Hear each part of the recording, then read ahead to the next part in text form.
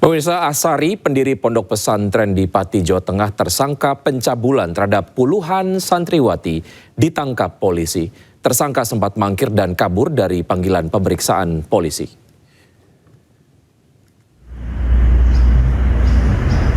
Polisi menangkap Asari, pengasuh pondok pesantren Dolo Kusumo, Pati, Jawa Tengah. Tersangka yang diduga melakukan pelecehan seksual kepada puluhan santriwati kabur keluar kota. Polda Jawa Tengah turun tangan dan menangkap pelaku setelah mendapatkan informasi Asari tidak ada di rumahnya. Asari ditangkap polisi di Wonogiri, Jawa Tengah. Asari siapa? Ya Asari itu memang sama saya. Sing di Kiai mana kamu? Kiai apa? Betul Kiai. Ponpes apa? Cekal mergopo. Tangkap karena apa? Enggak bisa ngomong. Karena pencabulan saja. Hah? Katanya pencabulan, Pak. Oh, katanya.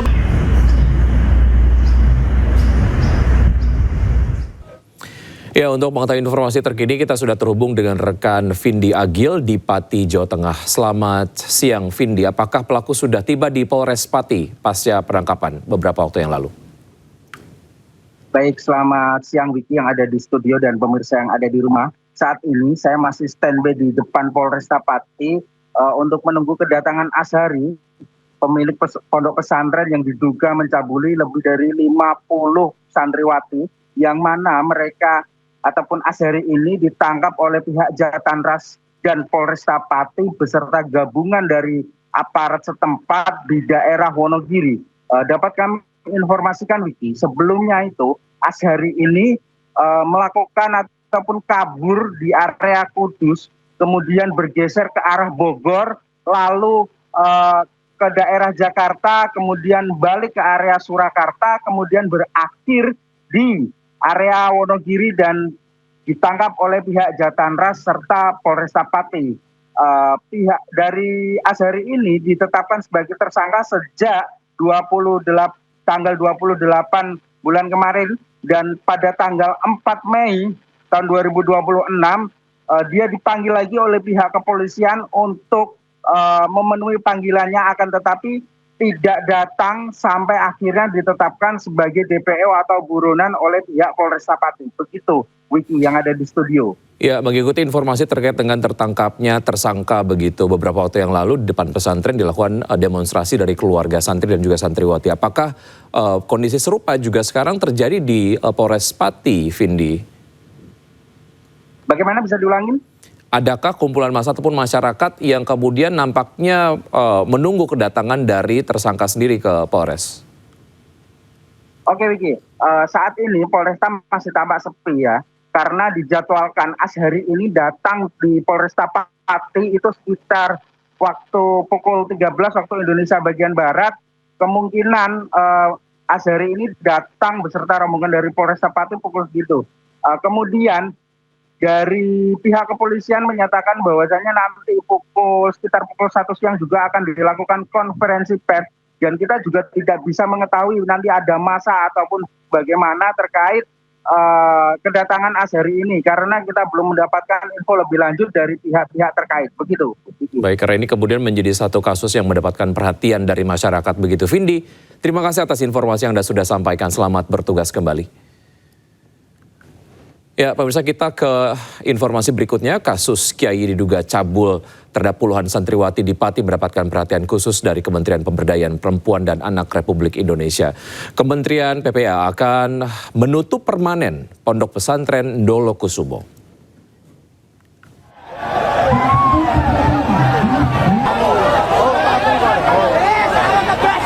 Menteri PPA Arifatul Hoiril Fauzi menggelar rapat tertutup dengan PLT Bupati Pati, Kementerian Agama, dan Kepolisian di Pendopo Kabupaten Pati. Hasil rapat menegaskan kasus untuk diusut tuntas. Beliau tadi kisi-kisinya sudah diberikan ke kami untuk supaya tindak lanjutnya lebih cepat lagi. Tidak hanya itu, Bu Menteri juga menindaklanjuti ke pusat untuk pencabutan izin dari pondok pesantren ini supaya tidak terjadi di pondok-pondok pesantren yang lain. Pesantren itu berizin, izin operasionalnya itu tahun 2021.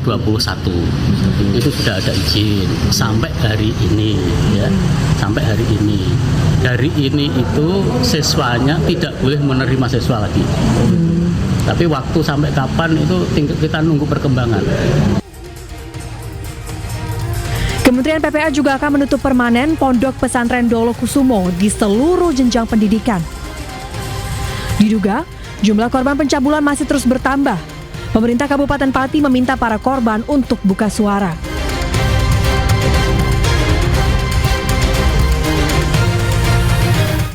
Pemirsa, jumlah korban kekerasan anak di daycare Little Arisha, Yogyakarta terus bertambah. Hingga saat ini 182 orang tua yang anaknya diduga menjadi korban mengadu ke UPT PPA Kota Yogyakarta.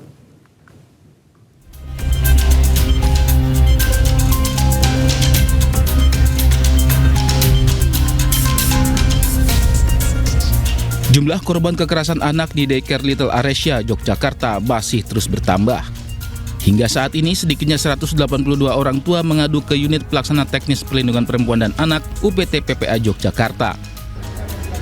Mereka melaporkan adanya tindak kekerasan terhadap anak mereka saat dititipkan ke daycare Little Arisha. Para orang tua berharap kasus ini diusut tuntas dan semua pelaku yang terlibat diproses hukum. Melakukan pengaduan 182 yang sudah kita asesmen orang tuanya itu 130.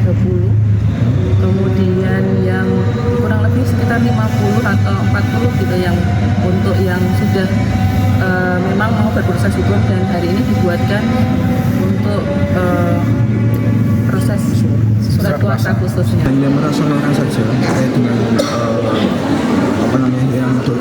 yang dosen yang diduga terlibat dalam organisasi daycare ini, gitu ya.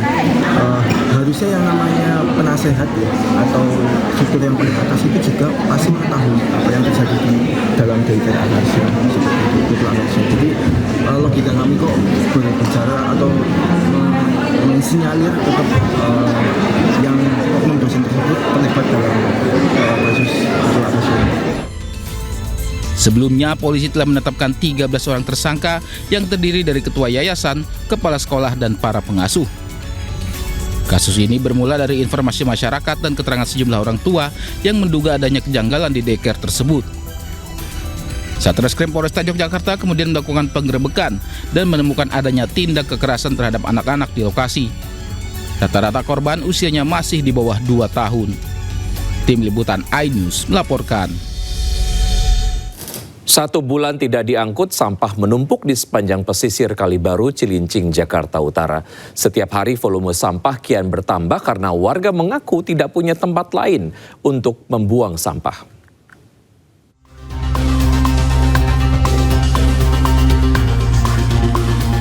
Hamparan sampah membentang di sepanjang pesisir Kalibaru, Cilincing, Jakarta Utara. Sampah yang sudah 1 bulan tak kunjung diangkut ini kian menumpuk. Setiap hari jumlah sampah yang didominasi sampah rumah tangga ini terus bertambah. Warga sekitar pun resah dan terganggu dengan bau tidak sedap. Di sisi lain, mereka mengaku kebingungan harus kemana lagi membuang sampah. Sampah bahkan meluber ke kolam retensi yang seharusnya berfungsi sebagai pengendali banjir. Petugas dari UPS Badan Air Dinas Lingkungan Hidup Provinsi DKI Jakarta terjun untuk membersihkan sampah. Itu kan bukan masalah dekat dengan air, masalah ini juga mau dibangun waduk. Jadi sebenarnya sih nggak boleh. Nggak boleh ada sampah ya Pak? Pak, ini Bapak warga sini terganggu nggak sih dengan ada sampah? Bagaimana sih Pak? Ya terganggu memang sih. Karena kadang-kadang ada bau-bau, ada angin. Ini terbang kan baunya kemana-mana. Kayak tadi tuh contohnya. Itu orang-orang iseng dibakar. Sampah yang terkumpul di sini kurang lebih udah sebulan lebih ya tidak diangkut karena terkendala ada di Bandara Gebang yang ada musibah. Terus dengan adanya sampah tidak terangkut, alhasil sampah itu bisa jebol ke kolam retensi. Warga juga diminta mengelola sampah secara mandiri, mengurangi sampah plastik dan tidak membuang sampah sembarangan. Dari Jakarta, Sofyan Firdaus, iNews melaporkan. Ya, pemirsa, saat hujan deras Kali Ciliwung kerap kali meluap dan menjadi penyebab banjir di Jakarta. Menko Bidang Infrastruktur dan Pembangunan Kewilayahan Agus Harimurti Yudhoyono meninjau ke sodetan Kali Ciliwung, Jakarta Timur. Untuk mengetahui informasi terkini dari sana, kita akan bergabung dengan rekan Anissa Rizkia. Selamat siang Anissa, silakan dengan laporan Anda. Iya, selamat siang Wiki dan juga pemirsa. Betul sekali, baru saja Menko dari Infrastruktur dan Pembangunan Kewilayahan AHY meninggalkan lokasi tempat kami saat ini berada, yakni tepat di sodetan Ciliwung yang ada di wilayah Bidara Cina, Jakarta Timur. Kalau dilihat memang sejak tadi kami memantau melakukan peninjauan bersama AHY di sepanjang bantaran Kali Ciliwung ini banyak sekali ditemukan hamparan sawah. Memang agenda Menteri hari ini yakni pada pembersihan sungai yang diadakan pada pagi tadi hingga siang ini diikuti oleh sebanyak 100 siswa dari SMP maupun SMA yang ada di wilayah Jakarta. Mereka melakukan pembersihan, kemudian melakukan penyisiran di sepanjang sungai Ciliwung hingga di kawasan sodetan Ciliwung ini. Dan kalau dilihat memang ini merupakan salah satu upaya untuk pengendalian banjir di wilayah Jakarta yang dilakukan oleh Pemprov DKI Jakarta. Ini merupakan salah satu pintu air, yakni pengendali debit air Sungai Ciliwung menuju ke kanal banjir timur, yang mana ini merupakan upaya untuk pengendalian banjir di wilayah Jakarta. Dan kalau dilihat ini merupakan salah satu lokasi memang yang menjadi titik begitu ya untuk pembersihan sungai di wilayah Jakarta. Tadi kami pun juga turut serta dan kami melakukan perjalanan dari Sungai Ciliwung yang ada di wilayah Jakarta Timur menuju ke inlet sodetan Ciliwung Bidara Cina ini. Dan tentunya yang menjadi permasalahan saat ini memang kerap terjadinya banjir di wilayah Jakarta, kemudian membuat kualitas sungai ini menurun begitu, tampak air yang kecoklatan. Ini tentunya menjadi salah satu concern bagi pemerintah untuk melakukan pembenahan dan juga dilakukan normalisasi sungai tentunya untuk menanggulangi banjir yang terjadi di Jakarta. Informasi yang kami dapatkan tadi juga disampaikan bahwasannya Kepala dari Balai Besar Wilayah Sungai yang merencanakan normalisasi Sungai Ciliwung ini selesai di tahun 2027. Namun ada sejumlah faktor kendala yang mengakibatkan normalisasi ini akan diundur begitu kiranya maksimal di tahun 2029. Informasi yang kami dapatkan pula tadi disampaikan bahwa sepanjang 33,69 km Sungai Ciliwung ini tengah berhasil dinormalisasi sebanyak 17 km. Itu artinya masih ada 16 km sepanjang Sungai Ciliwung ini yang masih saat ini dilakukan pengerukan dan juga normalisasi serta pembebasan lahan oleh Pemprov DKI Jakarta. Tentu ini menjadi doa bersama dan harapan kita semoga tentunya normalisasi ini dapat sesuai dengan target dan bisa mengurangi begitu ya untuk terjadinya banjir di wilayah Jakarta. Dari tempat kami laporkan, saya kembalikan kepada Wiki yang ada di studio. Baik, Anissa, terima kasih atas informasi yang Anda sudah sampaikan. Selamat bertugas kembali.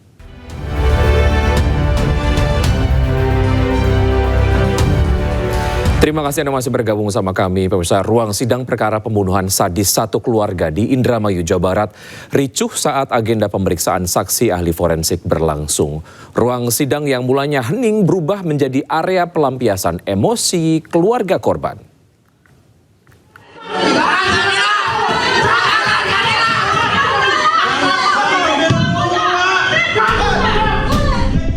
Kericuhan terjadi di sidang lanjutan perkara pembunuhan satu keluarga yang digelar di Pengadilan Negeri Indramayu, Jawa Barat.